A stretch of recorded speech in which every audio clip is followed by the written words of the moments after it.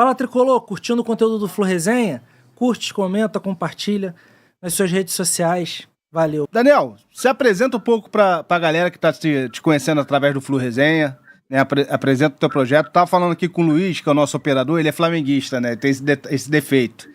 Aí eu tava falando para ele que você é um uruguaio que torce pro Fluminense. Se apresenta aí, explica essa história, que é uma curiosidade para todo mundo, né, cara? Não sou eu. Eu sou apenas o cara de pau que aparece às vezes nas lives. Mas somos 150 integrantes da torcida do Uruguai, que está em 15 cidades do país. Temos até um clube fundado, Fluminense da Ribeira, do lado do uruguaio, e tem núcleos por todos os lados e tantas histórias como os uruguaios. Nenhum de nós tem nem família brasileira e todos moramos aqui no país. E tudo começou no ano 1991, então a torcida do Uruguai já está velha, estamos bem velhos todos, mas já temos novas gerações também, filhos, sobrinhos, afilhados, que estão seguindo o Fluminense, e a torcida tricolor aqui no Uruguai só cresce. Eu vi uma foto, Márcio, de um amigo do Daniel, uruguaio também, com o filho dele pequeno, né? Com a camisa já do Fluminense já. É isso que o Daniel tá falando. As novas gerações de tricolores só não tem no Brasil. Tem fora do Brasil também. Tem os nossos amigos uruguaios, nossos irmãos uruguaios também, que torcem pro Fluminense, né? Daniel, como é que começou isso? Qual foi a origem desse amor pelo Fluminense? Tão distante, você podia até ser Grêmio Internacional, um exemplo que é mais próximo, né? É porque eu posso falar do grupo principal da torcida do Uruguai, que nasceu na cidade de Canelones, mas tem tantas histórias como os uruguaios. Tem grupos no norte que têm sua própria origem e começaram por suas próprias histórias, né? Mas o núcleo principal da torcida do Uruguai, quem fundou a torcida do Uruguai, nasceu por causa de uma revista. E quem gosta do futebol brasileiro. O futebol o melhor do mundo. O brasileiro sempre foi uma das competições mais espetaculares até hoje, mais competitivas, e que todo mundo gosta de ver. Futebol raiz, que qualquer um que começa o ano pode ganhar. São 4 que vão cair para a segunda divisão, então são muitas coisas em jogo.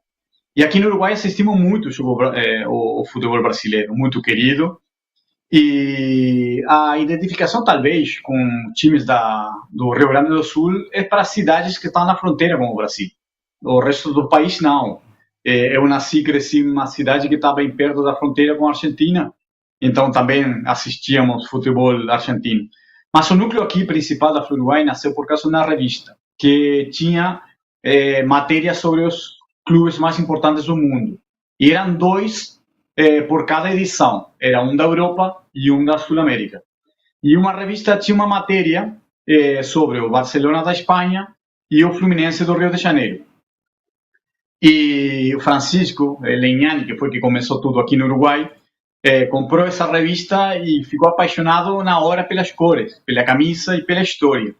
E começou a pesquisar, depois dele, o irmão dele, Javier, e tudo que começou como um interesse virou uma paixão indescritível.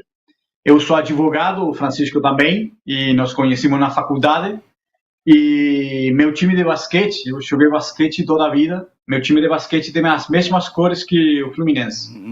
E sempre fazíamos churrascos para assistir o jogo do Fluminense. E um dia, brincando, ele falou: você tem que ser Fluminense, você tem que virar Fluminense. E eu falei: tá bom, eu vou virar Fluminense, você vira Guada, que é meu time de basquete. E tá, o que começou como uma brincadeira, terminou sendo um pacto de sangue que já leva décadas. E foi uma viagem só de ida, né? A primeira vez que eu vi alguma referência da Flu Uruguai foi aquele jogo que a gente foi no La Bombonera, em 2012. Sim. Eu já tinha visto uma bandeira da Flu Uruguai lá.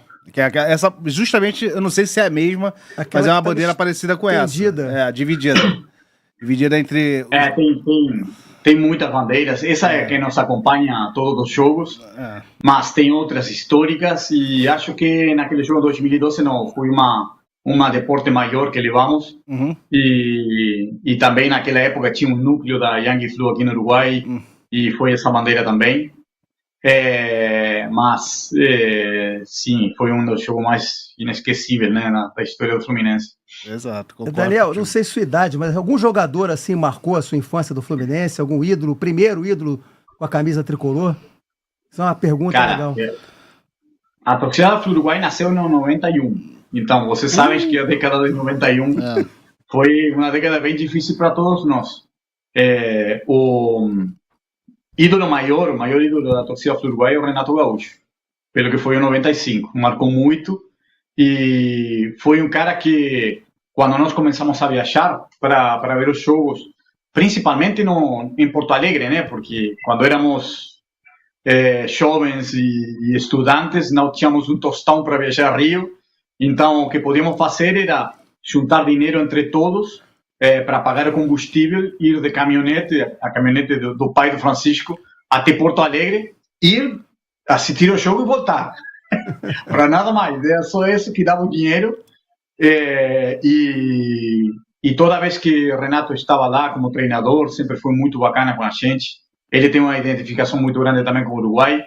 Então sempre nos recebia, falava com a gente, dava de presente camisa e então ele é muito importante pela história, pelos primórdios da torcida Flu-Uruguai e pelo que ele conquistou com o Fluminense. Agora você para ver também, né, o Márcio? 91, não tinha internet, não tinha o acesso, até mesmo pra gente ver. Tem alguma referência, a gente teve o Alexandre Araújo um tempo atrás aqui, ele falando que nos anos 80 era difícil ter algum tipo de notícia do Fluminense morando em São Paulo. Sim. A diferença de tempo não é tão grande, a gente sabe que a tecnologia naquela época não era tão rápida a evolução como é hoje. Imagina ele morando no Uruguai para ter algum tipo de notícias do Fluminense. A história dele é incrível. É incrível. É incrível, ainda mais na década de 90. Ainda mais na década de 90, a pior fase da história do Fluminense. Basicamente a gente tinha o quê? Jornal e Globo Esporte. Era o que tinha para você ver. Não, naqueles anos era Francisco, o irmão dele, e alguns outros. Quando nós começamos, naquela época era só jornal, revista e algum amigo quando íamos de viagem para conseguir notícias. Francisco ia muito seguido para Florianópolis e trazia revistas, jornais e tinha contato com tricolores no Rio, por telefone e tal. Quando veio a internet, a coisa começou a mudar, mas nem tanto. Porque não tinha... A internet naquela época, imagina, não tinha forma de assistir jogos como hoje. Era bem precário. Então, a forma que nós tínhamos de seguir os jogos ao vivo era por amigos que estavam no Rio de Janeiro, que mandavam um e-mail por minuto contando como ia o jogo, o que estava acontecendo no jogo. Sensacional. E assim, por muito tempo, foi a forma que nós tínhamos para seguir ao vivo o jogo. Depois veio webs como Sempre Flu, que tinha minuto a minuto, com um relato escrito do que estava acontecendo no jogo. E depois a coisa começou a melhorar com o tempo, né? Também a uma web que era Rádios do Brasil, que você podia acessar a transmissões de qualquer rádio do Brasil, então conseguíamos as transmissões dos jogos. E isso foram os primeiros anos que conseguíamos seguir os jogos, foram assim.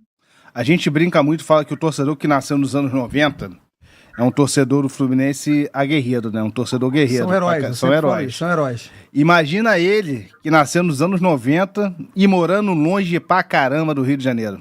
Serve de exemplo pra muita gente serve aí, de né? exemplo pra muita gente, cara. É muito tricolor aqui que mora do lado do Maracanã. Exato. Daniel, Daniel, você está de parabéns, Daniel. Você e todos os amigos uruguaios que torcem pro Fluminense. Obrigado, hermano. Mas tem muitas outras histórias, não só a que começou Francisco com o irmão dele aqui, e todos que crescimos com esse núcleo principal da Flu-Uruguai. Mas, por exemplo, na fronteira tem uma cidade que do lado brasileiro é Santana do Livramento, e do lado uruguaio é Rivera. E em Santana do Livramento tem o Fluminense Santana, que foi profissional e jogou o gauchão até os anos 74, 76. Tá? Depois virou um clube amador. E ali começaram a jogar muitos uruguaios. Tá? E começaram a ter carinho pelo Fluminense e de ali seguir o Fluminense do Rio de Janeiro. E depois fundaram um Fluminense do lado uruguaio, o Fluminense de Rivera. Então, também a Flu-Uruguai tem um clube lá que participa dos campeonatos mundiais de futebol amador. que já até conquistaram títulos mundiais e já foram nas Laranjeiras e a Flu TV fez uma matéria deles também. Então, tem muita história de flu-uruguaios aqui, não é só esse grupo de malucos aqui no sul do Uruguai. Tricolor, resenha boa no canal Flu Resenha, toda segunda e quinta às 8h30 da noite. Valeu, tamo junto, curte e compartilha nos seus grupos aí do Fluminense.